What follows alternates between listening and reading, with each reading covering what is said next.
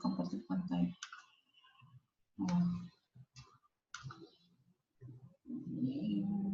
Contentos diapositivos. Cierra este. Ya. Vamos un poquito más arriba aquí. Para que no tenga esto. Ojalá. Maximiza tu diapositiva y empieza.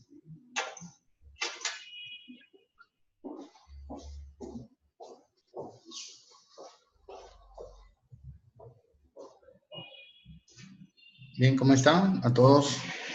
En esta oportunidad vamos a continuar con la sesión número 4 respecto a lo que es procedimiento de selección. La clase anterior vimos el inicio de lo que es la etapa selectiva, donde habíamos hablado que empezaba a partir de la convocatoria y posteriormente culmina esta con el otorgamiento de buena pro. Sin embargo, también habíamos hablado temas sobre los esquemas de los procedimientos de selección, llámese licitación pública, concurso público, adjudicación simplificada, selección de consultor individual, contratación directa, y también habíamos visto a grosso modo lo que es métodos especiales llamados acuerdo marco. Bien, también tocamos el tema básicamente dentro de los esquemas sobre la convocatoria, presentación de consultas, registro de participantes, absolución de consultas, integración de bases. Habíamos visto también lo que era el otorgamiento de BENAPRO, básicamente en general, cuáles eran.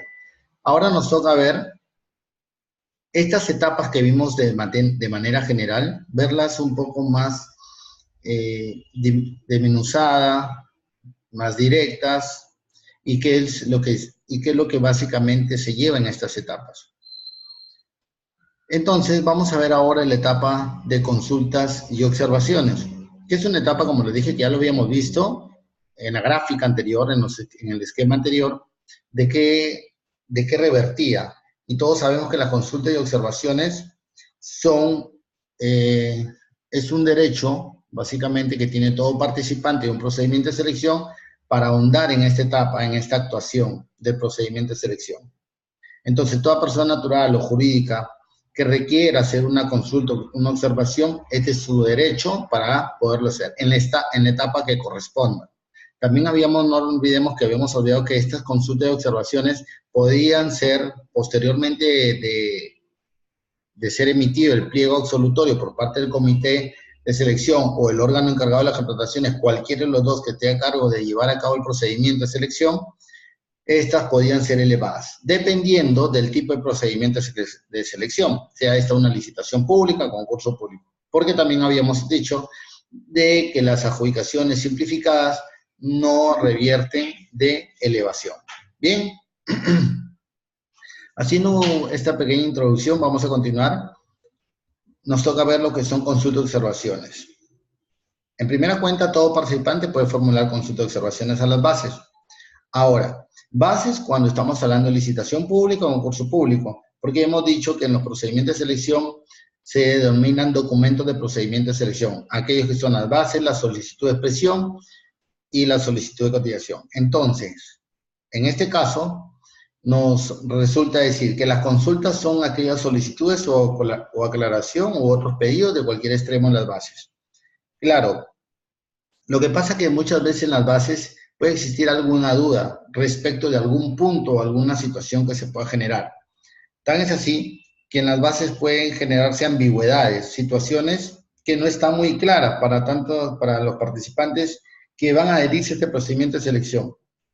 Es por ello que en esta etapa nos da la facilidad o nos da la opción de que nosotros podamos hacer una consulta respecto a una aclaración. Imaginemos que estemos en un procedimiento de selección y en las bases de este procedimiento no está muy clarificado el día, la hora, el lugar, cómo o dónde se van a entregar las ofertas. Si es un acto público, por ende tendría que estar el local, ¿no? El día, en qué parte de la entidad o institución o dirección exacta donde se va a hacer este acto público que se va a llevar a cabo, ¿no? Si de repente es un acto privado, ¿no?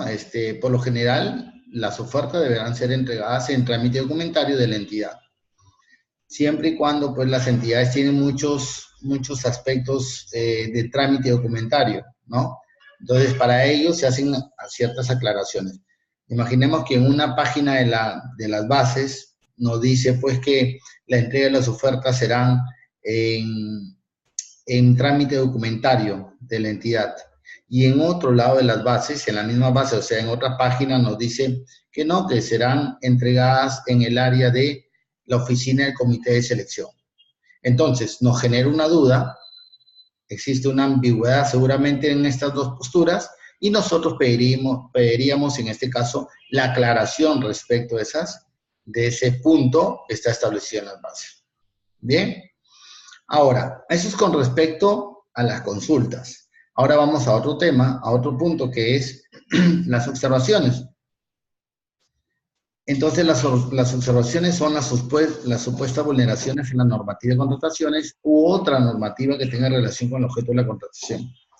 Se absuelven de manera motivada mediante un pliego absolutorio que se elabora conforme a la directiva del OCE.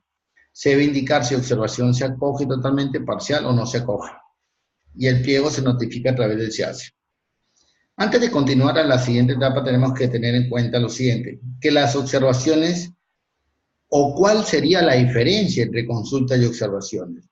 La diferencia sería que una consulta es una aclaración, es donde yo requiero que el comité de selección o la entidad mediante su órgano que está de acuerdo a lo establecido por la entidad lleve a cargo el procedimiento de selección, me aclare ciertos puntos y aspectos. Sin embargo, la observación meritúa básicamente sobre alguna vulneración que está sometida en base a las bases o a los documentos de procedimiento de selección. Imaginemos que de repente está vulnerando la norma de contrataciones con el Estado o de repente está vulnerando una normatividad respecto al objeto de la contratación. Si nosotros, por decir, estamos convocando la prestación del servicio de productos sólidos o de productos químicos, seguramente que este objeto de contratación debe ir de la mano con un reglamento técnico de manipulación de estos elementos. En virtud a ello, de repente el comité de selección en su momento no previó esa situación. He ahí que los participantes pueden hacer uso de este derecho y observar por qué no se aplicó este reglamento técnico para traslado adecuado de estos insumos químicos o insumos sólidos o etc. Bien, ahora, obviamente, tanto las consultas como las observaciones tienen que ser absueltas de una manera motivada. O sea, es decir, tengo una motivación. Si es una aclaración, pues deberíamos nosotros precisar cuál es la aclaración o cuál es el fe de ratas o cuál es lo que se debe eliminar o cuál es lo que predomina sobre ese pedido de declaración. Y si es una observación, supuesta vulneración en la normativa de contratación, imaginemos pues que se vulneró el artículo 2, principios básicos y rectores del tema de la contratación pública, y estos no han sido de manera, o son vulnerados de manera por parte del comité de selección, estas observaciones nosotros tenemos que absolverlas, o el comité en este caso tiene que absolverlas de acuerdo a la materia de contrataciones. Entonces, él absolverá y mediante un pliego absolutorio motivará la decisión adoptada por el comité. Ahora, en la motivación de una consulta, de una absolución de consulta o observación, esta pues siempre tienes que ver si se acoge parcialmente, si se acoge totalmente, o de repente que no se acoge.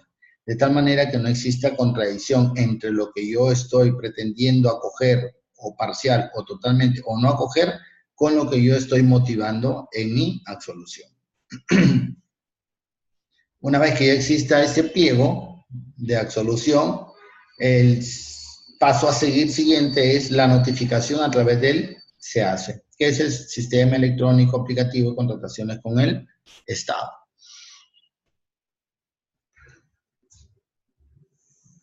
Ahora, Como ya hemos dicho en la clase anterior, existe una etapa entre la absolución de consulta de observaciones y la integración de las bases. Y esta etapa no se da para todos los procedimientos, sino se da para algunos procedimientos, llamados lo que son licitación pública o concurso público. ¿Y cómo se llama esta etapa? Se llama elevación de cuestionamientos al pliego absolutorio. ¿Y qué es esto? Esto es cuando, una vez salido el pliego por parte de la entidad, uno de los participantes a este procedimiento no está de acuerdo con lo absuelto. En virtud de ello, a no estar de acuerdo con lo absuelto, tiene la posibilidad, tiene la facultad, tiene la potestad de elevar ese pliego absolutorio. ¿A dónde? Al OCE. El OCE tiene una dirección técnica, una dirección de gestión de riesgos, donde evaluará que efectivamente las absoluciones de consulta realizadas por el titular, en este caso, perdón, por la entidad, estén de acuerdo en la normativa y que, pues, y por ende hayan sido absueltas de la manera correcta. De no ser así, el OCE, mediante esta dirección de gestión de riesgos, emitirá un pronunciamiento, sea favorable o desfavorable a la entidad, otorgando las situaciones de las consultas y observaciones que han sido materia de elevación. Ahora, ¿quiénes pueden formular estas consultas? Todo participante que ha sido registrado a este procedimiento puede formular consulta de observación de las bases. Y sin embargo, este puede elevar, puede pedir posteriormente la elevación o cuestionamiento del pliego absolutorio. Y la presentación de solicitud se da un máximo a los 3 días hábiles notificado al pliego en el SEACE, conforme a la directiva del OCE. ¿Qué quiere decir? Si hoy día se solicitó la elevación, entonces, perdón, si hoy día se notificó la absolución de las consultas de observaciones, entonces, el pliego absolutorio, los participantes tienen posteriormente un plazo de 3 días, no mayor a 3 días hábiles de notificado en el SEACE. Si imaginemos que sea el día lunes, el día de la notificación, tenemos martes, miércoles y jueves para solicitar la elevación o cuestionamiento al pliego absolutorio. ¿Cuál es lo que no se puede hacer? No se puede pedir la elevación o cuestionamiento al pliego absolutorio en aquellos procedimientos de selección que corresponden a una adjudicación simplificada. Una vez que el OCE emite un pronunciamiento, este debe estar motivado e incluye revisión de oficio sobre cualquier aspecto de las bases. Es decir, el OCE emitirá un pronunciamiento y este pues va a tener una debida motivación respecto a la elevación y cuestionamiento de este pliego absolutorio. A su vez, también el OCE, mediante esta dirección de gestión de riesgos, evaluará las bases en sí y verificará, y de oficio también verificará algún aspecto que en las bases no están o están contrarias a la normativa. Entonces, no solo motivará aquellas que fueron elevadas, sino también verificará por ahí si es que existió algún error, si es que se consignó de mala manera un requisito, si un factor de evaluación no está adecuadamente, etc. Este debe ser notificado a través del SEACE. Ahora, en cuanto al plazo, se tiene 10 días hábiles que son improrrogables desde el día siguiente de la recepción del expediente completo por el OCE. No cabe interposición de recurso administrativo alguno, siendo de obligatorio cumplimiento para la entidad y participantes. Es decir, una vez que ha sido emitido este pronunciamiento por parte del OCE, no cabe ningún recurso de interposición impugnatorio por ninguno de los participantes respecto a ese pronunciamiento.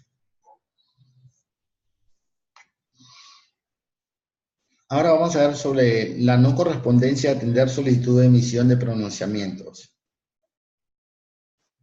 Cuando este es presentado fuera de los 3 días hábiles siguientes a la notificación del pliego absolutorio del SEACE, ahí no va a corresponder la atención de la emisión de pronunciamiento por la Dirección de Gestión de Riesgos. Quiere decir que si pasados los 3 días yo pretendo solicitar la elevación al procedimiento previo este no va a tener una atención. Es decir, no va a tener la procedencia para que se pueda realizar esta situación, o este hecho, o este acontecimiento. Si bien es cierto, todo participante tiene el derecho de solicitar la elevación, pero lo tiene que hacer dentro del plazo establecido por norma. Y son los 3 días hábiles siguientes a la notificación del periodo tributorio. Ahora, el participante que no identifique la vulneración de la normativa al absorber la consulta. Si el participante, vamos a suponer, quiera pedir o solicitar la elevación porque se le antojó, porque quiso, ¿no? Porque dijo, bueno, para mí esto no me parece correcto la absolución. Ello motivaría de que no se emita un pronunciamiento, porque lo que se pretende es que la elevación sea fundamentada y motivada también por el participante, es decir, solicitar, ¿no? O no es tanto solicitar, sino identificar básicamente cuál ha sido el aspecto que ha vulnerado cierta normativa en una observación o de repente en una solución de consultas. Si el participante no identifica, no asevera, no hace condición de una normativa que se vulnera, es posible que esta no se emita un pronunciamiento por el OCE. El participante no identifique la vulneración de la normativa al absorber la observación. Igual que la consulta, pues la observación tiene el mismo reflejo, el mismo tratamiento. Tiene que siempre motivarse, tiene que identificarse, tiene que decir, bueno, de acuerdo al artículo 51, no se absorbieron adecuadamente las consultas en virtud de que yo presenté 5 y solo fueron absueltas 4, qué sé yo. Pero ya estoy yo poniendo de manifiesto cuál es la vulneración a la normativa de esa absolución. ¿Ya? El participante no se haya registrado hasta la etapa de formulación de consulta y observaciones. Bueno, este es un punto que sí tenemos que tener en cuenta. Sí, por decir, hemos visto que hay un periodo para que los participantes puedan someterse y hacer consultas y observaciones a las bases. En ese periodo, cualquier participante puede realizar las consultas y observaciones que fueran necesarias, siempre y cuando este haya sido registrado. Ahora, no pretendamos, si por decir, pasó la etapa de formulación de consultas y observaciones. Muy bien. Entonces, entre los 2 días yo no me registré en ese momento, recién me registro. Y pretendo yo elevar las consultas y observaciones porque a mi parecer dos observaciones están vulnerando la normativa. ¿Ustedes creen que eso va a ser procedente? No. ¿Por qué? Porque un prerequisito para que yo pueda pedir la elevación y por ende tener una contestación es que yo me haya registrado en la etapa de formulación y consulta de observaciones. De lo contrario, no va a ser pasible para que a mí se me emita un pronunciamiento, ni mucho menos se me acoja o se me declare procedente la elevación de cuestionamiento amplio absolutorio. Bien, aquellos aspectos son insubsanables y podrán dar lugar a la emisión de un informe en no configuración de supuesto de elevación. Ahora, ¿cuándo el comité debe elevar o debe emitir la documentación para que esta Dirección de Gestión de Riesgos pueda manifestarse o pueda emitir un pronunciamiento? Pues un día hábil posterior, debe remitir el comité al OCE para su emisión de su pronunciamiento. O sea, no esperemos 2 días, 3 días, no, sino al día siguiente, ¿no?, de haber recibido, el comité tiene la obligación de enviar toda la información hacia el OCE. Ahora, la solicitud de elevación presentada por participante. Copia el documento que conste la delegación al funcionario competente para aprobar el expediente de contratación y o bases de corresponder. A su vez, también tiene que emitirse un informe técnico que amplíe las razones de las absoluciones materia de la elevación. Bueno, su no presentación implicaría carencia de mayor argumento de lo indicado en la absolución de consultas y observaciones. Como podemos observar, cuando se pide la elevación, se tienen que cumplir ciertos requisitos por parte de la entidad para que la Dirección de Gestión de Riesgo pueda emitir un pronunciamiento idóneo, ¿no? La solicitud de elevación, la copia del documento que conste la delegación funcional para aprobar el expediente de contratación y el informe técnico que amplía aquellas razones de las absoluciones de la materia de la elevación. Ahora vamos a pasar a otra etapa.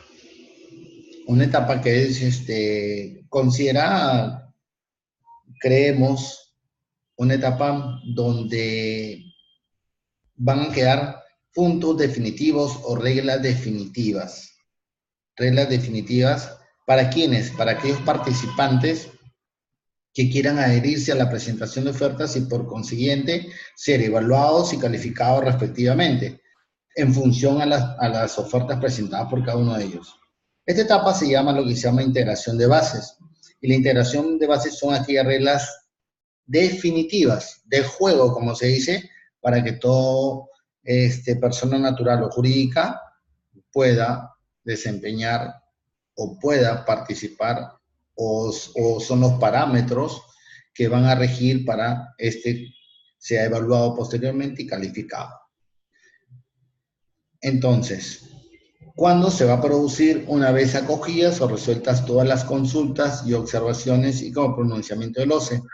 O si estas no se han presentado ante un plazo fijado. Miren, a ver, tenemos unas bases iniciales, ¿no? Las que fueron en su convocatoria colgadas en el sistema. Fueron las bases iniciales. Después se produjo lo que fueron la formulación de consultas y observaciones. Posteriormente se hizo lo que son absoluciones de las consultas y observaciones. Muy bien, pero seguidamente también hubo una etapa que podían algunos participantes solicitar la elevación. De tal manera que desde la convocatoria, que son las bases iniciales, hasta esta etapa, que son la elevación, puede generar o puede surtir varios efectos a esas bases iniciales. Es decir, pueden haber cambios. Si yo absolví una consulta y de repente determiné un criterio del cual había una ambigüedad sobre las bases, entonces tendrán que ser modificadas esas bases iniciales, ¿correcto? Entonces, muy bien. Si yo absolví una observación que iba a contrario a la normativa y que tengo que hacerlo de acuerdo a la normativa, pues tendré por efecto una modificación de las bases iniciales. Ahora, si estas fueron elevadas ante el OCE y el OCE me emitió un pronunciamiento y el pronunciamiento me da ciertas aristas, ciertas condiciones o ciertas situaciones que yo tengo que modificar mis bases iniciales, entonces corresponde que se van a hacer modificaciones. Muy bien, entonces eso es la integración de bases. Es modificar las bases originales, ¿no? Por consecuencia de la absolución de consultas, observaciones y o pronunciamiento del OCE.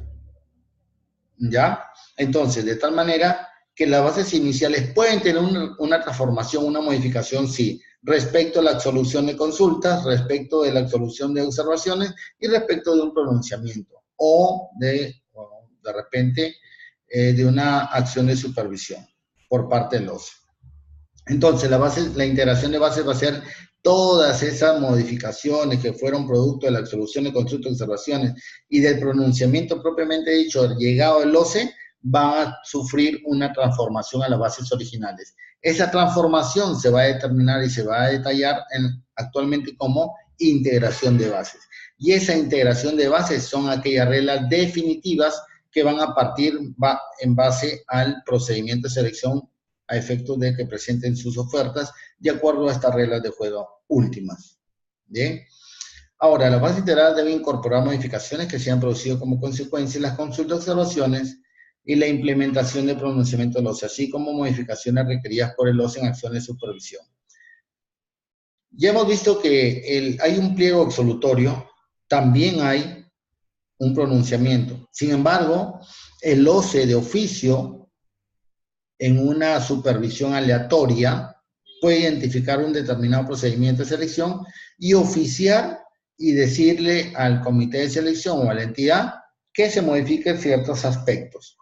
Entonces, también formaría parte, seguramente, de la integración de bases a alguna supervisión de oficio que haya realizado el OCE sobre la materia de la convocatoria de ese procedimiento de selección, sea bien servicio u obra. ¿Bien? Ahora, ¿qué nos va a representar la integración de bases? Aquellas reglas definitivas de aquel procedimiento. Procedimiento de selección, por ende, que puede ser por bienes, servicios u obras. Y no pueden ser cuestionadas en ninguna otra vía ni modificadas por ninguna autoridad administrativa. Es decir, al decir no pueden ser cuestionadas, quiere decir que no puede ser pasible de un recurso impugnatorio sobre las bases integradas. Sin embargo, el tribunal puede declarar la nulidad de procedimiento por deficiencias en las bases. ¿Cuándo? ¿Y cuándo va a suceder esto? Cuando posiblemente el tribunal tenga conocimiento de este procedimiento de selección. ¿Y cuándo lo tiene? Cuando por lo general los participantes acuden al tribunal a interponer recursos impugnatorios no por las bases integradas, sino por aspectos de evaluación o calificación que han sido debidamente establecidas por el órgano encargado de llevar a cabo el procedimiento de selección, sea el OE o sea el comité de selección. Entonces, ahí el tribunal de repente verá o dirá, ¿saben qué? Las bases fueron mal integradas, en consecuencia declárese la nulidad del procedimiento de selección y retrotráigase a la etapa que generó el vicio. Ahora, una vez que hemos visto la integración de bases, pasamos a ver otra etapa que es importante dentro del procedimiento de selección. Aquí vamos a ver lo que son la admisión de ofertas. Y también en esta etapa como que cambia un poco la situación de las personas naturales o jurídicas al momento de iniciar un procedimiento de selección.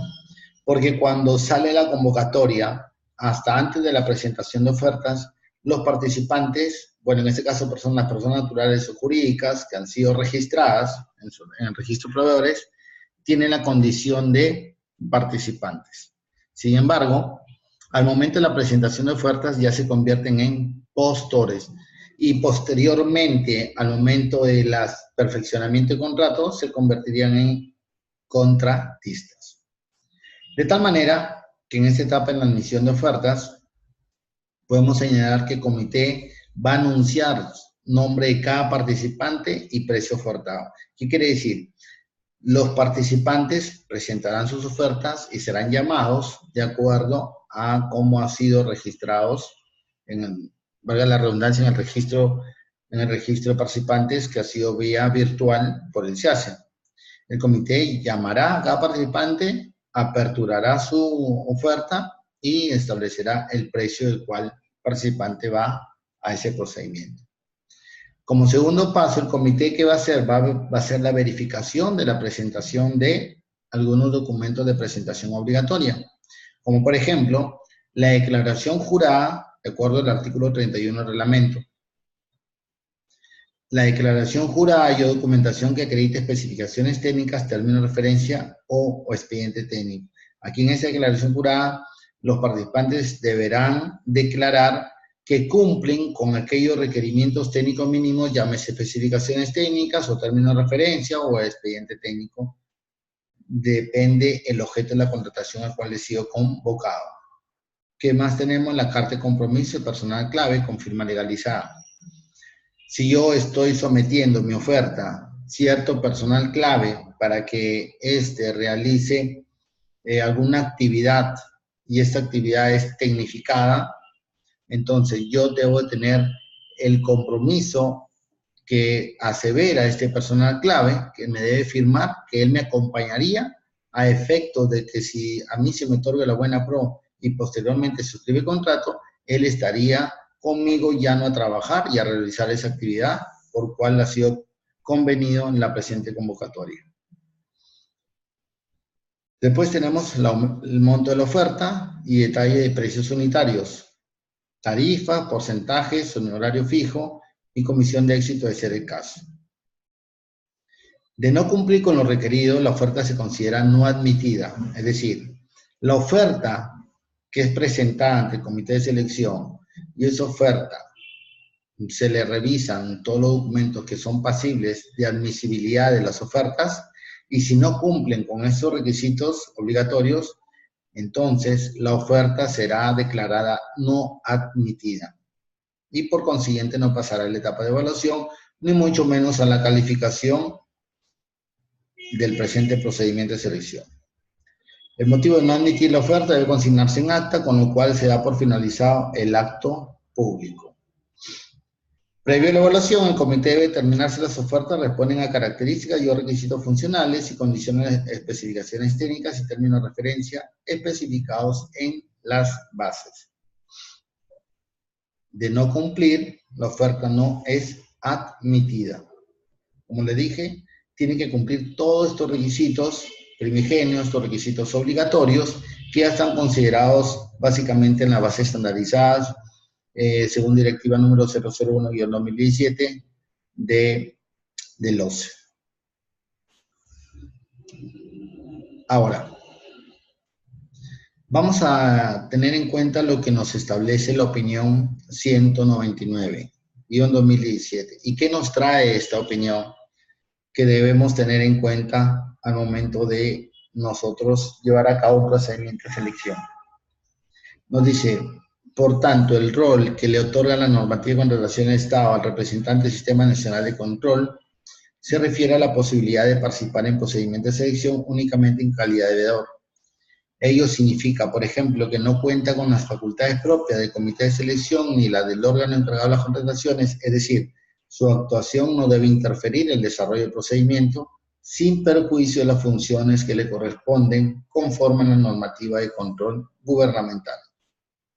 Con esta opinión está claro de decir, oye, bien, tú eres miembro del comité de selección. Si tú tienes a cargo de llevar a cabo un procedimiento de selección, tú puedes invitar al representante del Sistema Nacional de Control. Sin embargo, él no puede interferir las acciones que tú como miembro del comité de selección estás realizando en base a llevar a cabo el procedimiento de selección.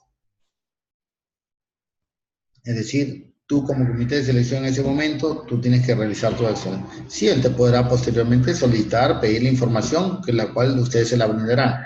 Pero en el momento que están haciendo su evaluación, en el momento que están haciendo su calificación, su admisibilidad de las ofertas, estas no pueden ser vinculadas, ni mucho menos distraídas por el representante del Sistema Nacional de Control. Efectuadas las previsiones anteriores sin atención a la consulta formulada, debe indicarse que la normativa de contratación del Estado únicamente contempla la participación de representantes del Sistema Nacional de Control en determinadas actuaciones en calidad de veedor, sin que tal normativa haya previsto que dicho representante cuente con la posibilidad de obtener copias fotostáticas o autenticadas o certificadas de la documentación en materia de observación, efectuar tomas fotográficas o de video a la documentación que obra en el expediente de contratación, entre otros, correspondiendo para ello evaluar la normativa que regula la actuación de dichos representantes en el marco del Sistema Nacional de Control. Entonces, esta opinión es clara y nos está dando una visión más singular respecto a la actuación que tienen que tener estos representantes del Sistema Nacional. En virtud de que, si bien es cierto, ellos tienen la facultad de hacer, en la actualidad también pueden hacer ellos un control simultáneo, o posterior, o anterior. Esto no puede dificultar, primero, el desempeño del comité de selección. Segundo, no puede pedir o hacer actuaciones, como por decir, pedir en el acto que le saquen fotocopias autenticadas o certificadas de la documentación en materia de observación, o efectuar tomas fotográficas o de video de la documentación que obra en el expediente de contratación, o entre otras cosas. ¿Ya? Entonces hay que tener claro esa situación para efecto de que cuando nosotros tengamos que realizar un procedimiento de selección y de repente sea en acto público, se ha invitado el representante del órgano de control, hacerle saber cuáles son sus condiciones, cuáles son sus obligaciones, cuáles son sus derechos y cuál es su actuación durante un procedimiento de selección. Ahora, Vamos a un punto básicamente que se habla sobre la subsanación de ofertas. Y esto está contemplado básicamente en el artículo 39 del reglamento. Entonces, ¿qué quiere decir? Que puede haber la posibilidad de la subsanación de una oferta al momento de que ésta sea evaluada, al momento de que se vea su admisión, o sea precalificada, o sea en la etapa de calificación de las ofertas. Puede solicitar al postor que subsane o corrija algún error material o formal de los documentos presentados, siempre que no alteren el contenido esencial de la oferta. O sea, él puede tener un error material sobre una documentación o formal, pero siempre y cuando no altere. Es decir, si yo estoy consignando algún dato interesante que está, por decir, en días o en los plazos y todo eso, si él me modifica y me pone, por decir, si inicialmente me había puesto que son 5 o 6, y después me va a cambiar ese documento y me lo va a poner que son 8 o 10, ya estaría alterando el contenido esencial de la oferta. ¿Ya? Son aquellas modificaciones que siempre y cuando no se alteren el contenido esencial de su oferta. Asimismo, son subsanables, entre otros errores, la falta de firma o foliatura. El que falte una firma y una foliatura a un expediente o una oferta, sí es materia de subsanación. Los referidos a certificaciones sobre cualidades, características o especificaciones de lo ofrecido, siempre que tales circunstancias existieran al momento de la presentación de oferta, y hubieran sido referenciadas en la oferta. Ahora, la omisión también de documentos emitidos por entidad pública o un privado en ejercicio de la función pública, antes de presentación de ofertas, autorizaciones, permisos, títulos, constancias y o certificaciones que acrediten estar inscritos o integrar un registro, y otros de naturaleza análoga. Lo que nos dice que también pueden ser subsanados son aquellos documentos que han sido emitidos por una entidad pública o un privado en ejercicio de la función pública antes de presentación de ofertas. Es decir, no puede ser un documento subsanado aquel que sea posterior a la presentación de ofertas. O sea, puede tener un error que puede ser subsanado, pero la emisión de ese documento, de ese certificado, tiene que ser con anterioridad a la presentación de ofertas. Pudo tener un error material, pudo tener un error formal, no se consignó bien los nombres, qué sé yo, ¿no? Pero siempre y cuando sea emitido por una entidad pública o un privado en ejercicio de la función pública. Para la subsanación de ofertas existe un procedimiento que está normado en la normatividad de contrataciones con el Estado. Hay un plazo, y este plazo máximo es de 3 días hábiles. Es decir, cuando nos habla del plazo máximo de 3 días hábiles, implica que la subsanación se puede dar durante ese parámetro, ese intervalo de los 3 días hábiles. Puede darse en un día, puede darse en 2 días, puede darse en 3 días. Ya eso depende la magnitud o la gravedad, digámoslo así, de una forma metafórica, del error subsanable. ¿No? Eso ya dependerá de la entidad, de otorgarle un día, 2 días, 3 días, pues sí, pero más de 3 días no se le puede otorgar. La presentación de subsanaciones se realiza a través de la unidad de trámite documentario de la entidad. Si yo notifico a un participante y le digo que tiene un plazo 2 días para subsanar ese error que ha cometido en la presentación de ofertas, pues la manera idónea y correcta de realizar esa subsanación es ingresando aquel documento que es materia de subsanación por trámite documentario en la entidad.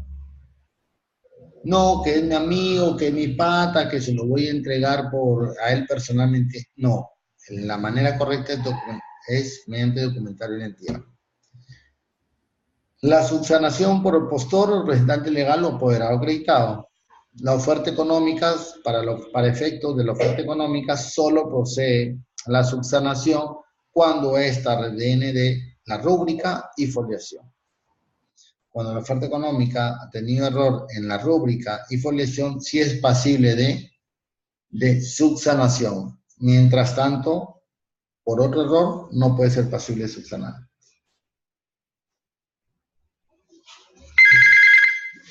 Ahora, sobre la divergencia entre precio cotizado en números y letras, prevalece este último. ¿Qué quiere decir esto? Que cuando exista una contradicción entre el precio que está ofertando en números y en letras, por ejemplo, si me está ofertando 100.000 en letras, perdón, 100.000 en números, y en letras me pone 110.000 soles, en esa situación no va a haber una subsanación por parte del postor, sino el mismo comité o el que lleve a cargo el procedimiento de selección tendrá que hacer la subsanación debida. ¿Y cuál va a ser la subsanación? Que entre esas dos divergencias, entre esa contradicción entre número y letras, va a prevalecer el de letras, más no el de números. En todo caso, si yo tengo que son 100.000 en números y letras son 110.000, va a prevalecer ¿cuál? El de 110.000 nuevos soles, más no el de números que fue 100.000. En contratación a precios unitarios, cuando se advierte errores aritméticos, corresponde su corrección, debiendo constar dicha rectificación en la acta respectiva. Otra materia de subsanación que corresponde también al comité de selección, no al postor ni al participante, es que cuando solo y exclusivamente se trate de contratación a precios unitarios y exista errores aritméticos, ahí va a corresponder su corrección y que esa corrección tiene que constar en dicha acta. Por ejemplo, imaginemos que yo estoy queriendo la contratación de 50 equipos para mi entidad y cada equipo está valorizado en 1.000 soles, perdón, en 10.000 soles. Son 50 equipos, 10.000 soles, estaríamos hablando de promedio de 500.000, ¿verdad? 500.000 soles. Muy bien. Sin embargo, yo le pongo 50 cantidad, 50 equipos. Valor de cada equipo, 10.000. Precio total, le pongo 550.000 soles. Entonces, aquí lo que hay es un error aritmético, porque la multiplicación de 50 por 100, por 10.000, perdón, no ha sido adecuada. Entonces, corresponde que sea 500.000, no 550.000. Ese error, esa corrección, sí es posible, pero solo cuando hablamos de precios unitarios. Cuando hay suma alzada, no. Precios unitarios sí corresponden. Ahí hacemos la corrección automáticamente, el comité de selección o aquel órgano encargado de llevar el procedimiento de selección. ¿Bien? Seguimos entonces. Acá he traído una opinión que es la 178-2017, que dice lo siguiente. Asimismo, se requiere conocer si una oferta presentada es subsanable, el documento que contiene la oferta económica, en tanto dicho documento hace referencia a un procedimiento de selección convocado por otra entidad y o esté dirigido a otra entidad y o se consigne algún dato que discrepe con el procedimiento de selección. Ahora, de conformidad, nos dice la opinión, de conformidad con lo señalado en numeral 2.11 en la presente opinión, la normativa de contratación estaba previsto que durante el desarrollo de la admisión, precalificación, evaluación y calificación de procedimientos de selección, las entidades puedan solicitar a cualquier postor que subsane o corrija algún error material o formal de los documentos presentados, siempre que no altere el contenido esencial de la oferta, conforme a lo establecido en el artículo 39 del reglamento. Bien, adicionalmente, el segundo párrafo del citado dispositivo establece lo siguiente: son subsanables, entre otros errores materiales o formales, la no consignación de determinada información en formatos y o declaraciones juradas distintas a las que contiene el precio u oferta económica.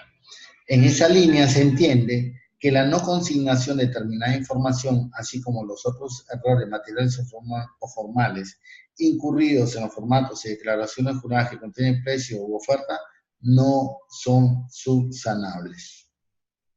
¿Qué nos dice esta opinión? Que una oferta económica solo son materia de subsanación aquellos que están referidos por el aspecto de la firma y o foliación. Sin embargo, también nos dice la no consignación de determinada información, así como otros errores materiales o formales incurridos en los formatos y declaraciones juradas que contienen el precio u oferta económica, no son subsanables.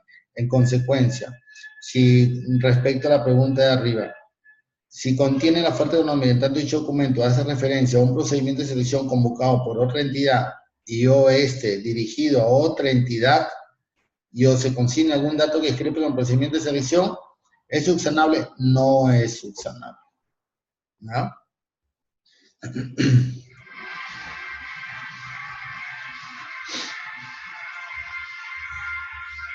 Vayamos ahora a la opinión 165-2016. La omisión de indicar en la promesa de consorcio el porcentaje de cada una de las obligaciones que corresponden a las actividades vinculadas y no vinculadas al objeto de la contratación puede ser objeto de subsanación, conforme a lo indicado en el artículo 39 del reglamento. Asimismo, debe señalarse que la normativa de contrataciones del Estado no ha previsto ante dicha omisión la posibilidad de presumir que tales porcentajes equivalen a lo mismo.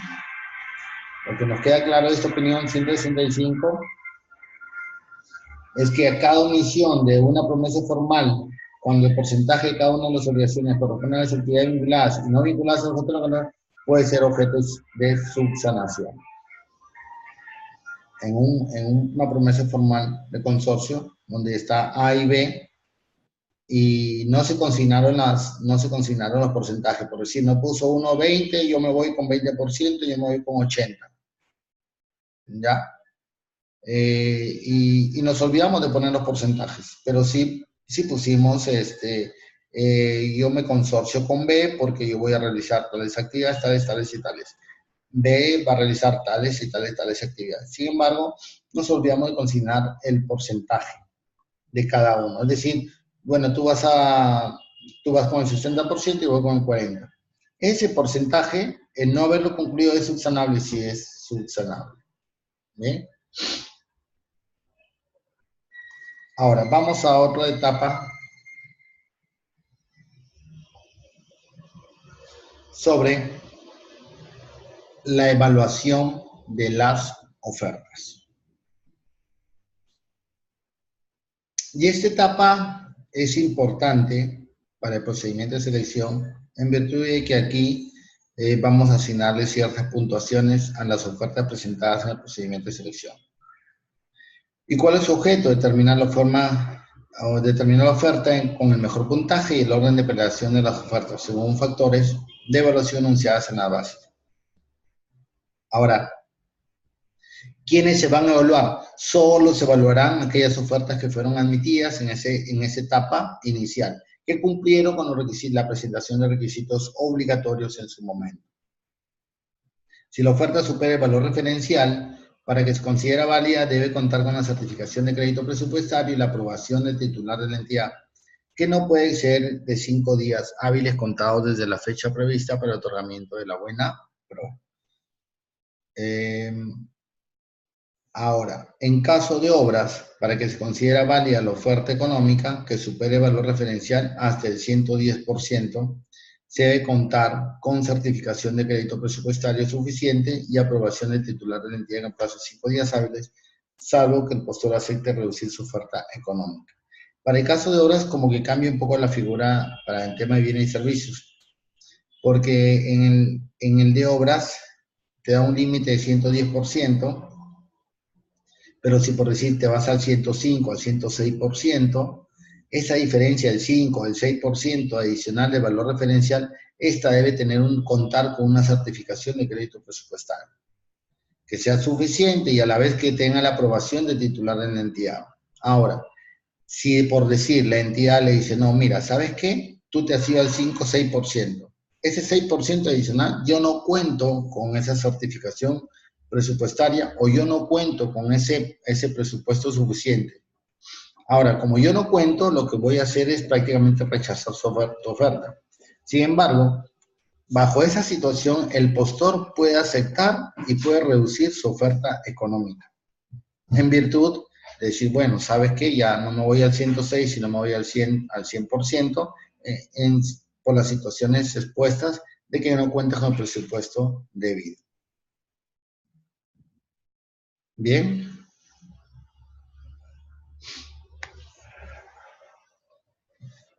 Ahora, tenemos respecto a la evaluación de ofertas. Para la determinación de la oferta con mejor puntaje, cuando la evaluación de precio es el único factor, se le otorga el máximo a la oferta de precio más bajo y otorga las demás ofertas de puntajes inversamente proporcionales a sus respectivos precios. ¿Qué nos quiere decir? Que cuando tenemos un factor de evaluación, solo el factor de evaluación del aspecto del precio, de lo que es aspecto económico, ahí lo que vamos a hacer es, al momento de la evaluación, otorgarle la mayor puntuación, es decir, los 100 puntos de repente, ¿a quién? Al postor que obtuvo menor precio que presentó su oferta. Y a las demás ofertas lo que vamos a hacer es aplicar la fórmula inversamente proporcional.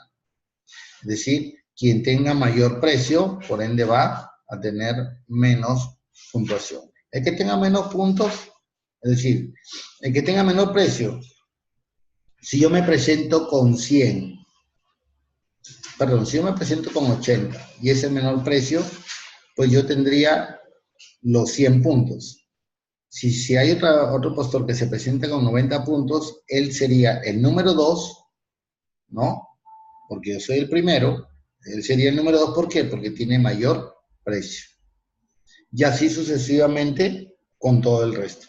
Pero para ello, para sacar un puntaje exacto, tenemos que aplicar lo que es inversamente proporcional a los precios ofertados por cada uno de ellos en el procedimiento de selección.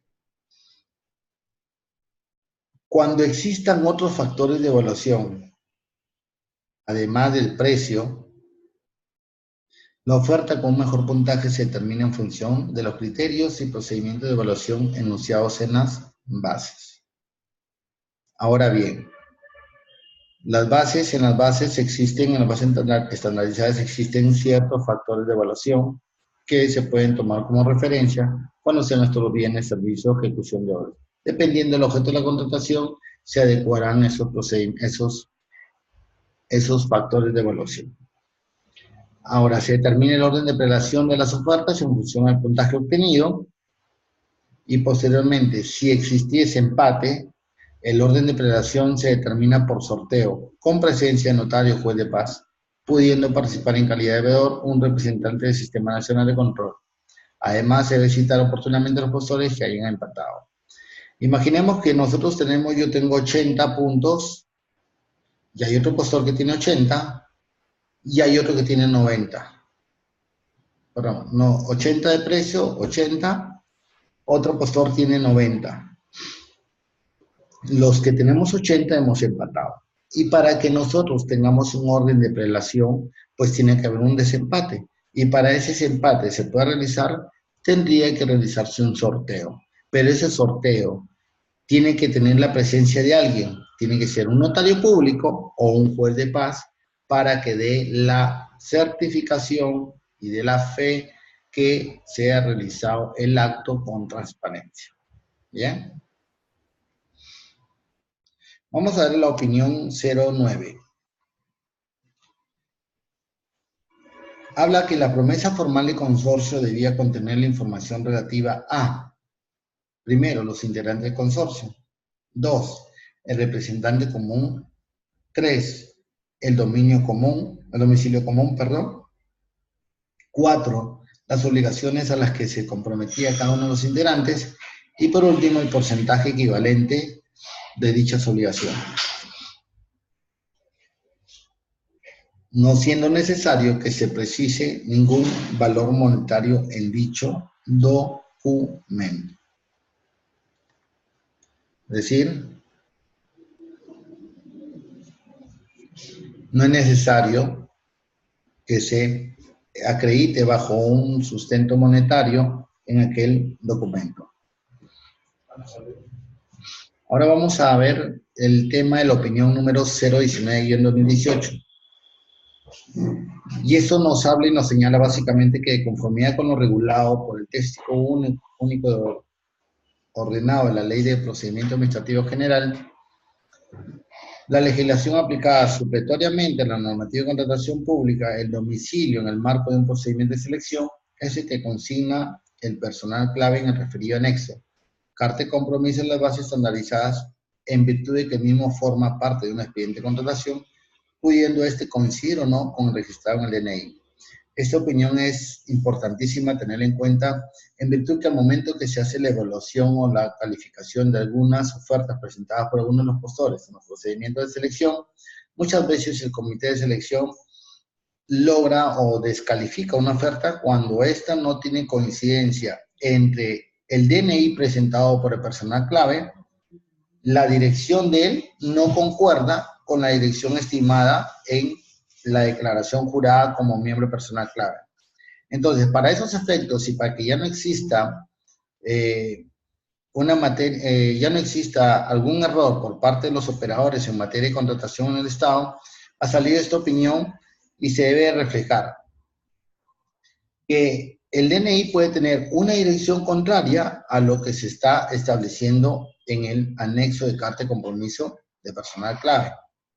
En virtud, pues bueno, claro, cualquier persona puede tener una dirección en su DNI, pero esta no puede ser su domicilio fiscal o su domicilio, perdón, legal, sino el domicilio legal es que seguramente consignará en el momento del anexo de la carta de compromiso como personal clave.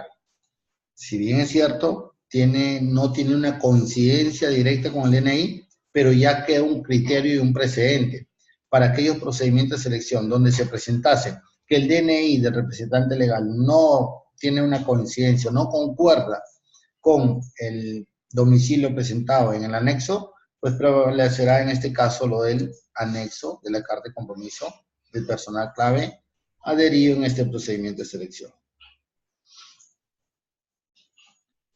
Hay una figura jurídica llamada rechazo de ofertas, entendiéndose de la siguiente forma, que en la etapa de evaluación de ofertas puede existir esta figura de rechazo de ofertas.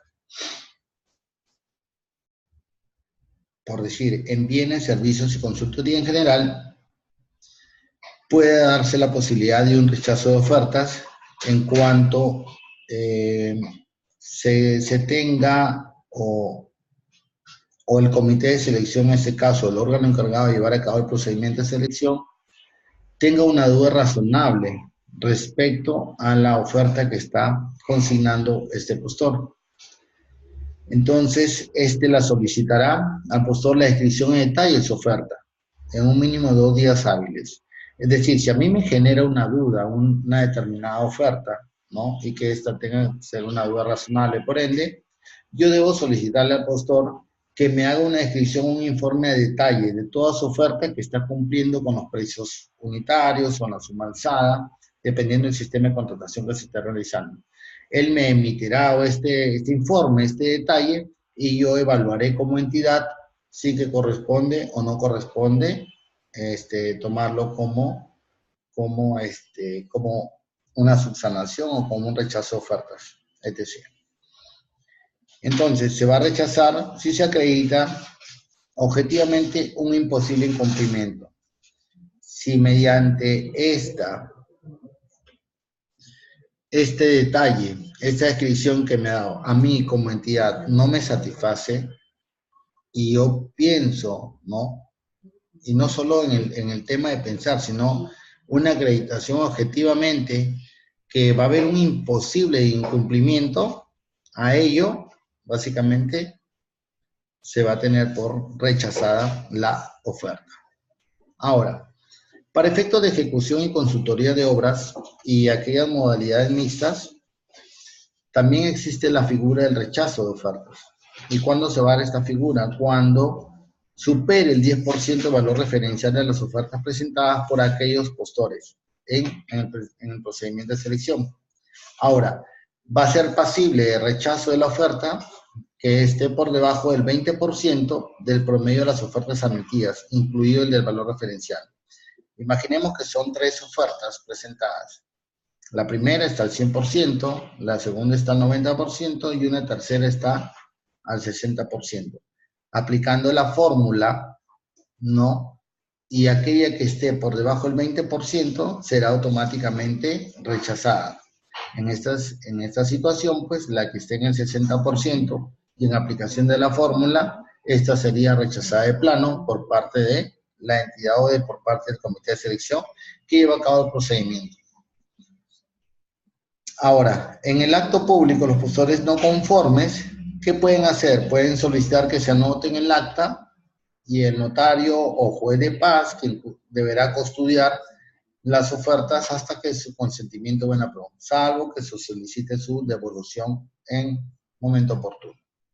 Entonces, si tú estás en desacuerdo del rechazo de ofertas que han sido planteadas, lo que tú tendrías que hacer en todo caso, dejar tu oferta en custodia del juez de paz o notario público a efectos de que tú posteriormente puedas hacer prevalecer tu derecho, de repente impugnando o estableciendo un recurso impugnatorio ante el tribunal o ante la entidad, dependiendo a quién corresponda la competencia debida para interponer ese recurso impugnatorio.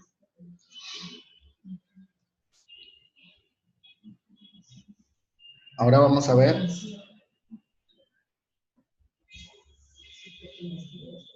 sobre la calificación de ofertas.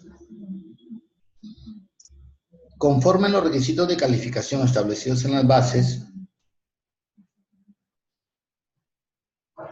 solo la oferta del postor ubicado en primer y segundo lugar, según el orden de prelación, serán los que se calificarán.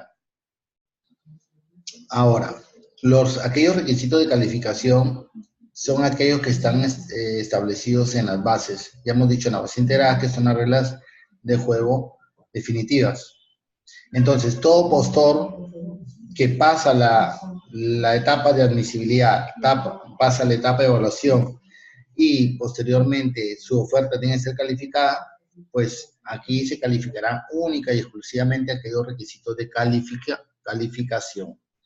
Eso independientemente del procedimiento que estemos llevando, porque si estamos hablando de una licitación pública, se darán entre las etapas de admisibilidad, evaluación de ofertas y calificación de ofertas. Si estamos frente a un concurso público, aquí las etapas cambiarían, porque primero sería lo que es calificación, evaluación y otorgamiento de Banapro.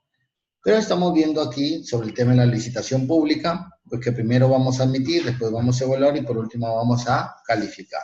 Bien, entonces, esta etapa de calificación revierte de aquellos requisitos de calificación que han sido establecidos plenamente en las bases integradas del procedimiento de selección. Ahora, ¿a quiénes se le van a calificar? Se van a calificar en el orden de prelación que obtuvimos para materia de la evaluación al que se encuentra ubicado en primer y segundo lugar, según el orden de prelación. Si son 4, si son 5, señores, no lo voy a calificar a los 4 ni a los 5, sino tengo que calificar al primero y al segundo, nada más.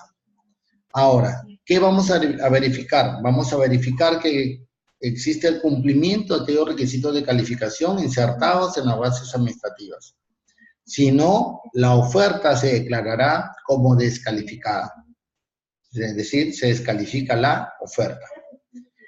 En cuyo caso, se debe verificar si el postor quedó en el siguiente lugar, cumple con dichos requisitos, y así sucesivamente en el orden de prelación de ofertas.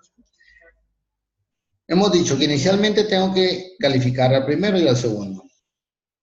Imaginemos que el primero no califica, pasaría a calificar el segundo. Pero como el primero no calificó, yo tendría que calificar automáticamente al tercero, de tal manera que yo tenga que tener 2 en calificación. ¿Ya? Y así sucesivamente. Si el segundo no cumple, y así con el tercero, con el cuarto y con el quinto, hasta que...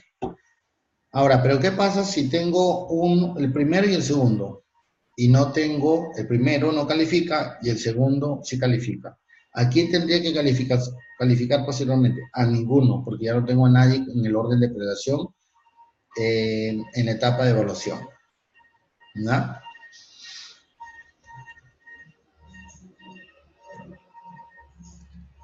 Vamos a ver una opinión que es la opinión 185-2017. nos señala que la base estándar establece una forma en la cual deberá acreditarse el requisito de calificación, experiencia del postor, precisando que la documentación que sirve para dicho fin necesariamente debe acreditar de manera fehaciente que la obra fue concluida, así como también el monto total de la ejecución de la misma. Seguidamente, la misma opinión nos señala que cuando las bases refieren cualquier otra documentación, se entiende como tal a todo documento emitido por la entidad contratante con ocasión de la ejecución de la obra que cumpla con demostrar de manera indubitable aquello que se acredita. Por ejemplo, mediante la resolución de liquidación de obra, las actas de recepción de conformidad, entre otras. Para que un comité pueda validar el monto total ejecutado de una obra, será necesario que el postor presente aquella documentación a partir de la cual puede determinarse indubitablemente el mismo, entendiéndose que que debe comprender tanto el monto del contrato como los adicionales y deductivos generados en el transcurso de la ejecución. Quiere decir que para efectos de la experiencia, de mostrar la experiencia a los ciertos postores, estos deben de acreditar mediante documentación afectiva de los actos que realiza la propia entidad o las propias entidades, ¿no? Llámese aquella documentación como resoluciones, actas de recepción, conformidades, liquidación, etc.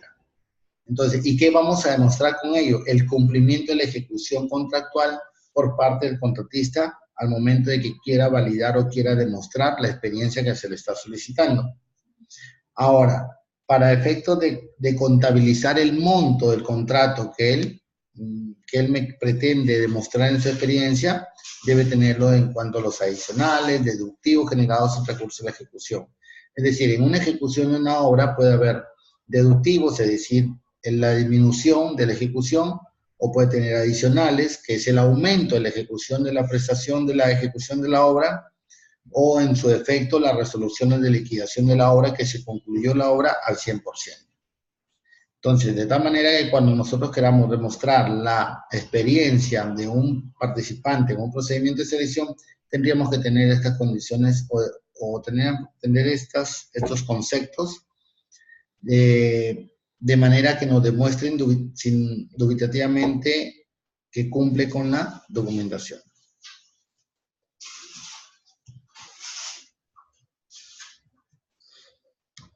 Ahora bien, una vez que nosotros hemos hecho la admisibilidad, hemos evaluado las ofertas, hemos calificado las ofertas, miren que hemos pasado por diferentes etapas, viene una etapa que se llama o se denomina el otorgamiento buena pro.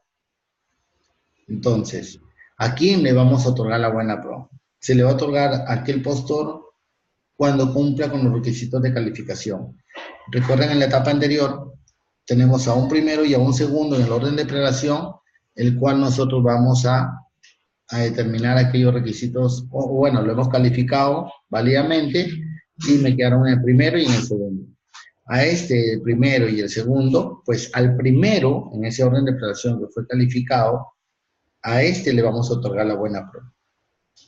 Imaginemos que tuvimos el primero y el segundo. El primero que lo califiqué no cumplía con el requisito de calificación, quedó el segundo. ¿A quién le otorgaremos la buena pro? ¿Al primero o al segundo? En este caso le otorgaríamos la buena pro al segundo, porque el primero fue calificado en virtud de que no cumplió con los requisitos de calificación. Entonces, el otorgamiento buena pro se va a dar a aquel postor que mediante la etapa de calificación quedó en primer lugar. ¿Qué se va a hacer? Se va a publicar en el CIACE el mismo día que se efectuó el otorgamiento buena pro y debe incluir el acta de otorgamiento buena pro y el cuadro comparativo con el detalle de los resultados de la calificación y evaluación. Adicionalmente, se puede notificar a los correos de los postores, pero no es obligatorio. Eso es opcional. Corre por facultad o potestad propiamente de la entidad, si así lo desee, porque no nos olvidemos que todos los actos se entienden como notificados a partir de la publicación en el CIACE, es decir, aquellos actos administrativos que llevan a cabo la realización de la convocatoria en procedimiento de selección. se entiende por notificados a partir de que estos sean publicados en el SEACE. Ahora vamos a una opinión, la 034-2017. Nos habla que la presentación de un documento falso o inexacto trae como consecuencia la declaratoria de nulidad de la buena prueba. En caso de dicha documentación haya sido otorgada por el ganador de la buena prueba, en ese supuesto, corresponde verificar los requisitos de calificación respecto del postor cuya oferta quedó en segundo lugar y así sucesivamente en el orden de prelación de ofertas, de acuerdo a lo señalado en el artículo 55 del reglamento. ¿Qué nos quiere decir esta opinión? Esta opinión nos dice que si en caso nosotros ya le habíamos otorgado la buena prueba a un determinado postor y con la revisión posterior o la verificación posterior de la documentación presentada por este postor nos da o nos revierte una información que la documentación es falsa o es inexacta, entonces nosotros tendríamos que declarar la nulidad del otorgamiento de buena prueba. Declarando la nulidad del otorgamiento de buena prueba, ¿cuál es el paso a seguir? Ir al segundo, al que quedó en segundo lugar, y a este calificarlo y automáticamente otorgarle la buena prueba. Sin embargo, como ya habíamos calificado al primero y al segundo, la primera y el segundo, a este segundo que quedó, automáticamente ya le otorgaríamos la buena prueba. No hay que olvidar que esta opinión es del año 2017 y sin embargo tuvo una modificatoria respecto a ello, porque inicialmente con la ley 30.225 se decía que solo se calificaba al primero en el orden de prelación. Sin embargo, con la modificatoria posterior se dijo que tenía que calificarse al primero y al segundo. Es por ello que yo hago la salvedad en esto, porque esta opinión cuando salió dice que se tiene que calificar al segundo. Bueno, ahora ya no es necesario calificar al segundo porque recuerden que les dije que tenemos que calificar al primero y al segundo. Entonces ya hay un segundo esperando ahí, como se dice en la cola, esperando que el primero caiga para que él asuma esa situación. Entonces, en virtud de que nosotros demostramos que el primero que le otorgamos la buena pro presentó documentación falsa o inexacta, automáticamente echamos mano del segundo que quedó para que asuma esa condición inicial y se le otorgue la buena pro.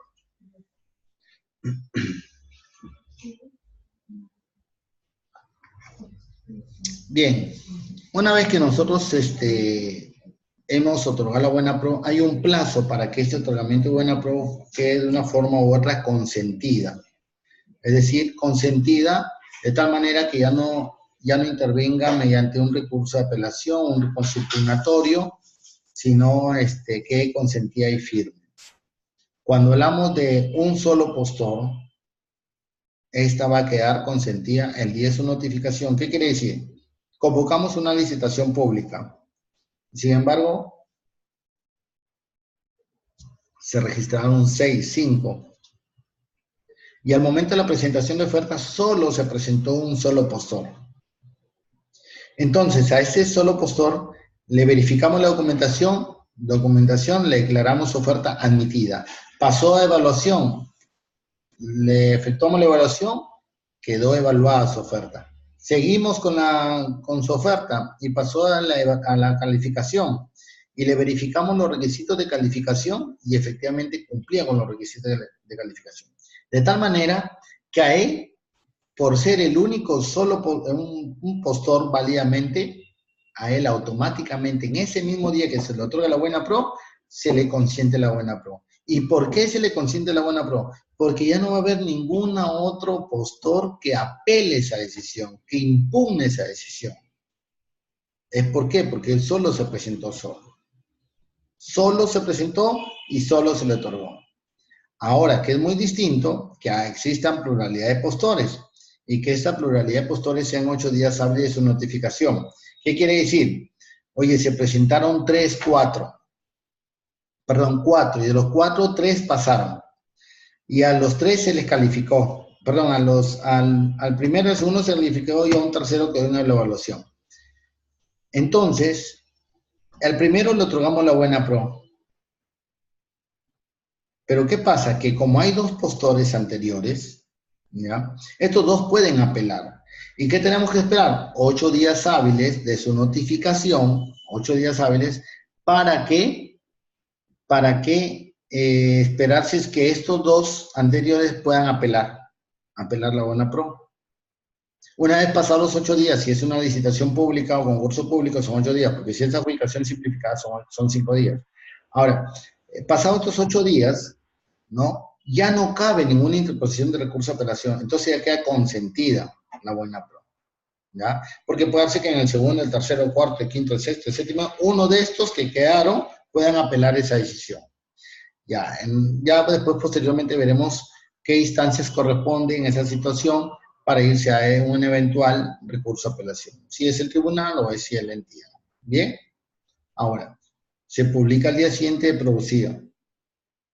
Hoy día es el vencimiento de los 8 días hábiles, pues al día siguiente queda automáticamente consentida la buena pro.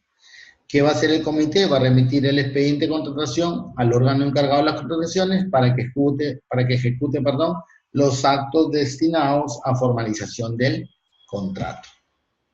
Entonces, una vez que ya se otorga la buena pro, el comité que tiene el expediente de contratación se lo va a remitir al órgano encargado de las contrataciones para que realice todas las condiciones, todos los requisitos y este sea formalizado y se perfeccione el contrato con aquel persona natural o jurídica que ha sido elegida para la convocatoria de ese procedimiento de selección, sean bienes, servicios u obras. Ahora, aquí hay un tema que es importante que deben saber. Si bien es cierto, toda persona natural o jurídica que se presente en un procedimiento de selección, esta tiene una condición bajo un principio que se llama el principio de presunción de veracidad. ¿Qué quiere decir?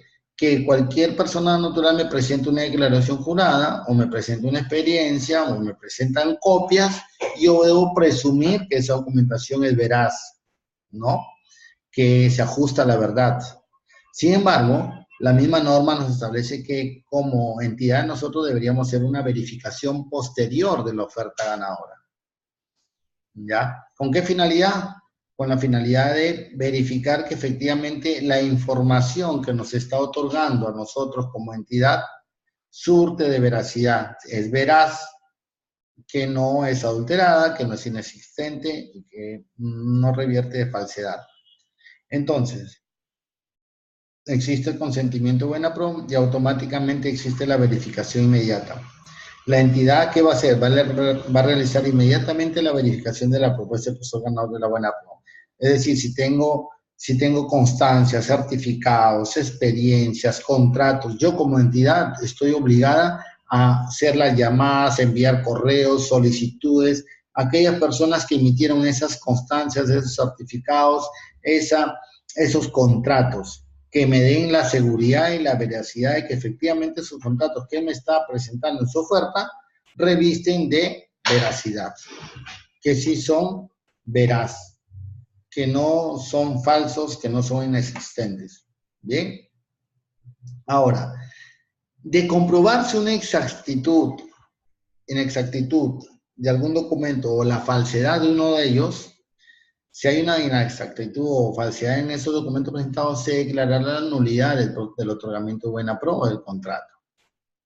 De tal manera que se declara la nulidad de todos los actuados, de todas las actuaciones que se han reflejado en esta etapa para consignarle o para otorgarle la buena pro a esta persona natural o jurídica o a este postor. Ahora, no solo queda ahí la situación, sino que nosotros como comité de selección o como órgano encargado de las contrataciones tenemos la imperiosa necesidad y la obligación de que esta actuación o esta verificación que hemos hecho y que la hemos corroborado objetivamente, debemos comunicarle al tribunal y al Ministerio Público de ser el caso. ¿Para qué? Para que se inicie un procedimiento sancionador. Se inicie procedimiento sancionador a aquella persona natural o jurídica que en su momento pretendió, con documentación falsa, adherirse a un otorgamiento de buena pro que no le correspondía. Entonces, él afrontará con el Tribunal de Contrataciones, él hará sus descargos en su momento cuando se le inicia el procedimiento sancionado, ¿no? Y él será responsable de aquella documentación que fue presentada en su momento a nuestra entidad y que nosotros, en virtud a la verificación posterior de la oferta presentada, nos dimos cuenta de la inexactitud o la falsedad de aquellos documentos. Bien. Ahora, en base, vamos a ver una opinión, la 156-2017. Esta opinión, ¿qué nos dice? Que es importante que la fiscalización esté orientada a verificar todos los documentos presentados por el postor ganador de la buena prueba. Con ello, debe entenderse que así se trate de documentos que no fueron exigidos en las bases, es información que el propio postor ha presentado como parte de su oferta y por tanto corresponde que sea sometida a fiscalización posterior. Esto en la línea de lo previsto por el artículo 43.6 del reglamento, al considerarse como información obrante de la propuesta. ¿Qué nos quiere decir este punto? Que si, por ejemplo, yo le estoy pidiendo cierta información que me presente en su oferta, cierta información, ciertas condiciones, ciertas constancias, cierta experiencia, y él adicionalmente quiere presentarme, me presenta otro tipo de documento del cual yo no le he pedido, la pregunta sería, ¿también debe ser sometido a fiscalización?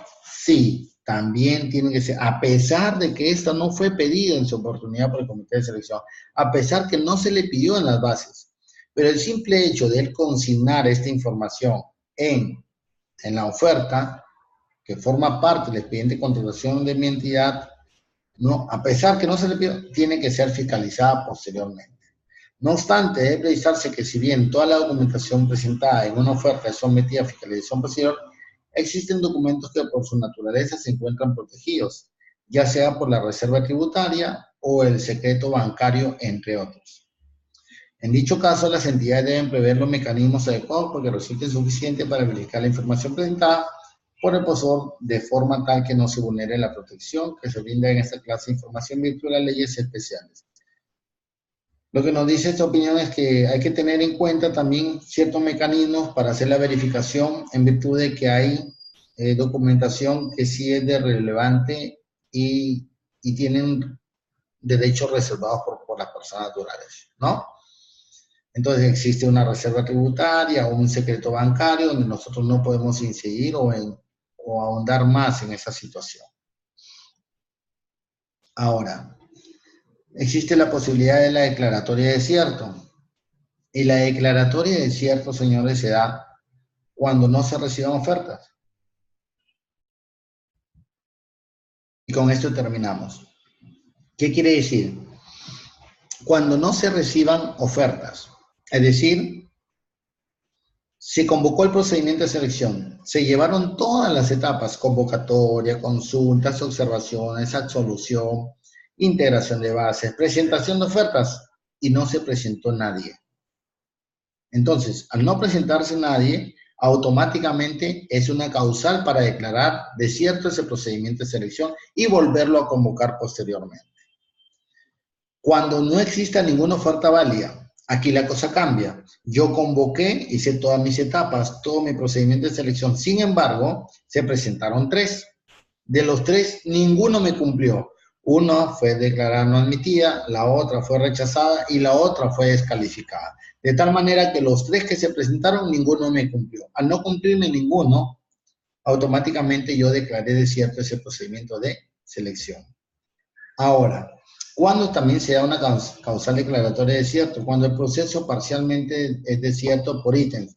Yo convoco un procedimiento y este procedimiento está reflejado por 2 ítems, entonces a uno otorga la buena prueba y el otro queda desierto porque no se presentó ninguno, porque no quedó ninguna oferta válida, etc. Entonces, ¿se puede dar caso? Sí. Entonces, ahí el proceso es parcialmente desierto. ¿Por qué? Porque sí otorgué, o sea, sí otorgué la buena prueba en uno, pero en el otro no pude otorgar la buena prueba. El comité de selección emite un informe titular de la entidad en que se justifique y evalúe las causas que originaron el desierto. Claro, porque si bien es cierto, si yo convoco un procedimiento y no se me presentó nadie, oye, algo está pasando. O de repente no vieron la convocatoria, no les interesaba, no era apetecible para ellos, o de repente los requisitos establecidos eran muy rigurosos, etc. Entonces, no se presentó nadie. Entonces, hay que evaluar esa situación, ¿ya? O de repente se presentaron, pero ninguno me cumplió. De repente los requisitos eran muy exigentes, no estaban bajo el principio de razonabilidad, proporcionalidad, con la naturaleza propia del mercado. Entonces, esas situaciones tienen que evaluarlas. Se tiene que evaluar para que se evalúen las causas que originaron ese desierto. Ahora, qué se debe hacer frente a esa situación? Se deben adoptar medidas correctivas antes de convocar nuevamente. Ahora, se debe convocar a una adjudicación simplificada cuando corresponde o deviene de una licitación pública o concurso público. Cuando viene un concurso público o licitación pública, automáticamente la siguiente convocatoria se convierte en una adjudicación simplificada. En caso de seguros patrimoniales, una vez, y productos farmacéuticos y dispositivos médicos 2 veces, se puede contratar con proveedor no domiciliado en el país. Bien, señores, con esto hemos culminado. Será para la próxima continuar con la sesión 5. Bien, hasta luego, muchas gracias. Nos vemos pronto.